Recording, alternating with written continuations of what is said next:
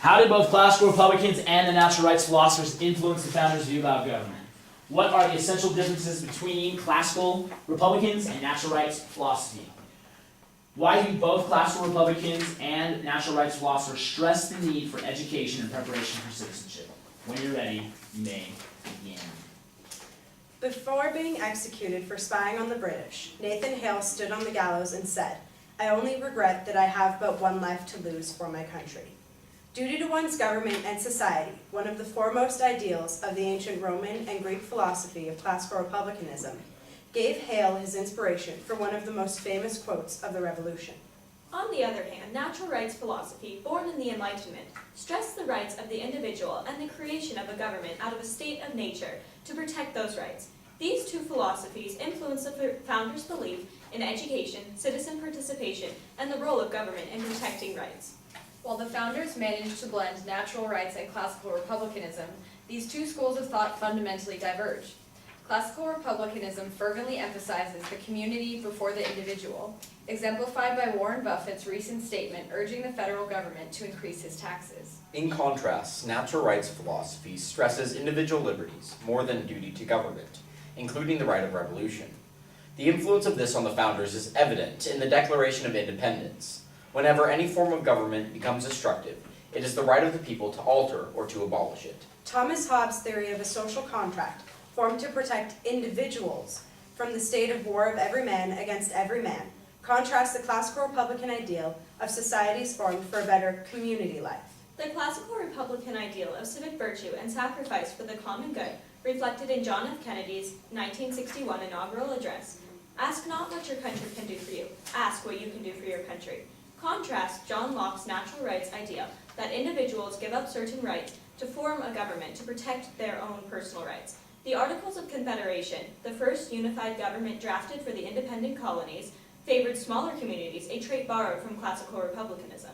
Americans found a way to connect these two philosophies, as Alexis de Tocqueville noted in Democracy in America, through an enlightened regard for themselves that inclines them willingly to sacrifice a portion of their time and property to the welfare of the state. Civil disobedience also bridges the attributes of both philosophies through peaceful insubordination directed to improve society for the common good. A fundamental aspect of civil disobedience rests in the importance of education in order to alter unjust laws. The Student Nonviolent Coordinating Committee recognized the importance in education and civic duty as they asserted their own natural rights through planned sit-ins and other peaceful protest movements. These forms of disobedience contribute to the theory that, as the classical Republican Polybius stated, the people have the power of approving or rejecting laws. Natural rights philosophers and classical Republicans throughout history have placed enormously high value on education because they knew it was necessary for an active populace, the common good, and understanding and maintaining individual rights. Aristotle articulated the need for continual education. Excellence is an art won by training and habituation. John Locke's tabula rasa theorizes that all humans are born with a blank slate that education may fill with the knowledge necessary to prepare for citizen participation in society. The founders agreed that public education was fundamental to preparation for citizenship. This sentiment is reflected in the educational component of the 1785 Northwest Ordinance. Morality and knowledge being necessary to good government and the happiness of mankind, schools and the means of education shall forever be encouraged. Through education, observation, and immersion, people are prepared for citizenship, such as school-required volunteer hours and international studies, including the People-to-People program. In the preamble to the U.S. Constitution, key phrases like common defense and general welfare stand out as classical Republican values. The phrase, "in order to form a more perfect union," states the founders' desires to secure the blessings of liberty for each person and guarantee their natural rights.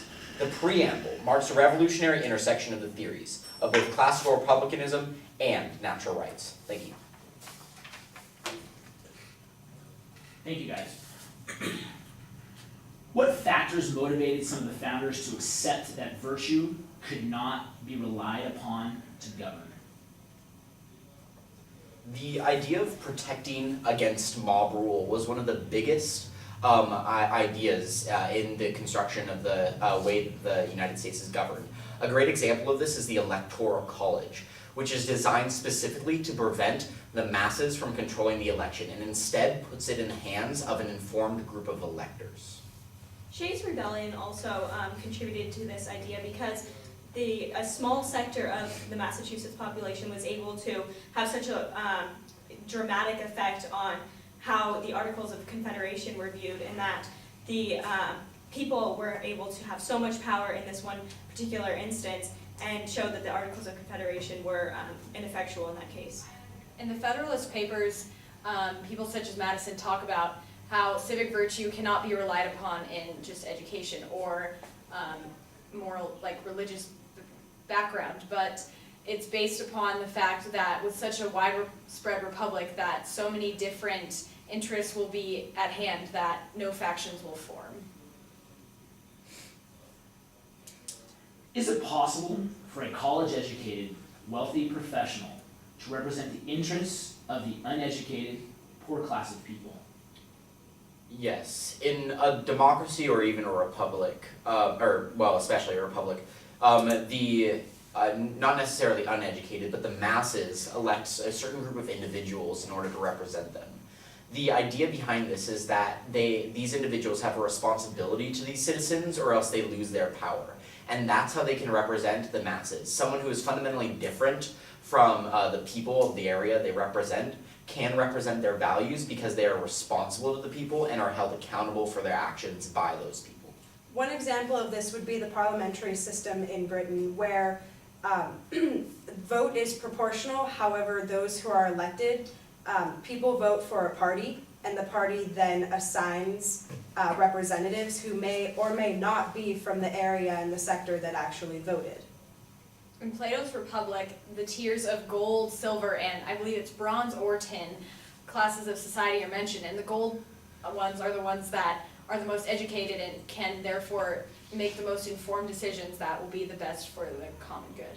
Building on what Emily said about the British setup, in Britain voting was reserved for people who owned land because they had a stake in society. Therefore, their interests needed to be protected more than someone who didn't have this education and land, in this case in Britain, to need to protect these things, and therefore they wouldn't need the right to vote. Should some rights be given more protection than others? There are certainly rights that are more fundamental than others, such as the right to life and liberty and property, which John Locke asserted originally. So those rights that are seen as inalienable and fundamental should be protected possibly stronger than certain rights that, such as gay rights, which can be, which are really controversial now, but can be expanded in other directions or in other ways. In Loving v. Virginia, the right to marriage was expanded so that interracial marriage was no longer illegal. Essentially, it was allowed everywhere because the Supreme Court decided on it, which is an instance of the Supreme Court creating what is called a fundamental right, in which the Constitution doesn't actually outline fundamental rights, and it almost gives more protection to rights such as the freedom of speech and religion in the First Amendment, as opposed to the rights not mentioned in the Constitution that are then delegated to the people in the states in the Ninth Amendment. I would argue that the word right implies that there is no gray area in between it being more or less fundamental. That any word or any concept that is defined as a right is fundamental and cannot be deemed as more important. A great example of this is what Emily just brought up, that certain rights are not enumerated in the Constitution, but that doesn't make them less important to individuals functioning in a free society than rights that are enumerated in the Constitution. AKA, my right to marry whoever I please certainly is as fundamental as my right to my freedom of speech, and they cannot be separated by any sort of tier system. The Enlightenment has been often called the Age of Reason.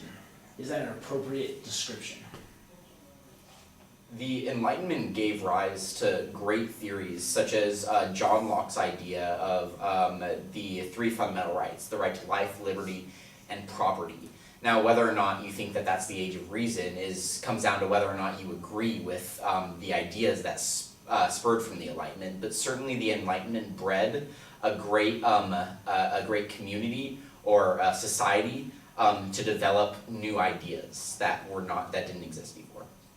In a more historical stance, the Enlightenment was when the age, as you stated, the age of reason, of scientific exploration, really, when that began, and new forms of scientific thought came out. Rather than being inductive, they were deductive, and that was definitely reason. Finish. Don't let the stop sign. Don't let the stop sign fake you out. Just keep on going. And no one else can answer, but you can finish your thoughts. Go ahead. And that definitely represents how the Enlightenment and scientific thought began and were thusly the age of reason. Quicker, Michael. I I tried. know. Quicker. About 4 times I was waiting for somebody else to answer. You added to it. You got your point. You did it. You knocked it out, and then you kept going. Cut it. You spent. And the other part of it is that you answered. I asked the next question. You're the first one to answer. Yeah, but No, just but that for the grade for participation, which is equal to all the rest, you got to be aware of that. Okay. Your answers were good. Your answers had real stuff. You got to be faster. Okay. Would you like me to tap you? You guys were 402 on your testimony. Woo! Success! This was like Could've done 411 when we did in the hall. We're like, So- talk faster. It was good. Yeah, one question I asked about a well-educated, rich businessman representing the poor and uneducated.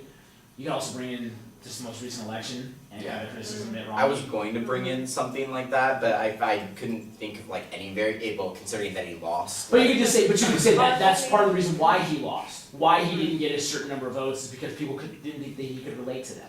Because he's never lived in those situations. Isn't Obama rich too? Well, he makes. Yeah, but he's Net worth been of rich in like- his latter life, not in his growing up. But a better example of it being successful is FDR.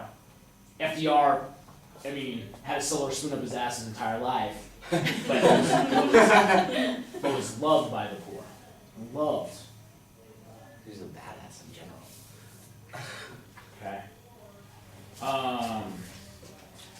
You guys know the difference between a trustee and delegate form of representation? Oh, I was trying to remember what the word was, yes. Trustee, they like elect them, trusting their judgment to make the right decisions, right? And then delegates like the other way.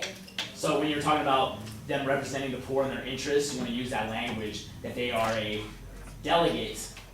Because they're responsible to the Yes. citizens, and if they don't represent it, they can be elected. So the So delegate form of representation is that representatives should follow the will of the people. Trustees, you trust them to make the right decisions, Whether you agree with them or not. whether you agree with them or not. So a trustee would be like their a life term or something like that. No, Electors. Is it just Yeah, a mentality? it's a mentality or thing. something? There are theories of representation. You can either be a delegate, which means you're gonna represent the people for what they want, even if you disagree, or you're gonna, Oh, okay. or the people are gonna trust you to make the best decisions, even though they, as the voters. May So disagree. wouldn't that depend like Which- person to person on like Yes. Correct. one? Okay. Yes. Wasn't Okay. that, the electoral college was intended to be trustee, right? Oh, it's totally trustee. Yeah, okay. No, yes, it's totally trustee, yes. Yeah, okay. Initially, yes, totally trustee. Not anymore, but Not that's so, what yeah, it totally was trustee. intended to be. Mike, just in your, give the quote from the Declaration on right to revolution, just make sure you have a little bit of voice inflection between Oh, that part yeah, and yeah. then that quote. Yeah, from the Declaration. it's a weird thing. They're like, so there are things built. There are like 3 different quotes. Or 4. We have like phrases like common defense and general welfare, and then it goes like the phrase, in order to form a more perfect union, states desires to secure the blessings of liberty, which is like another quote entirely. And it's just like- Bold those sections in there. I know you guys have some bold sections in your testimony. Bold those sections where you need to Yeah. emphasize, Some so of you these can know where are to not emphasize. where we should have Okay. emphasis. Common good or common should not be emphasized. I'm telling you, it sounds funny. So Besides we can that, talk about the emphasis. decent, real decent, good.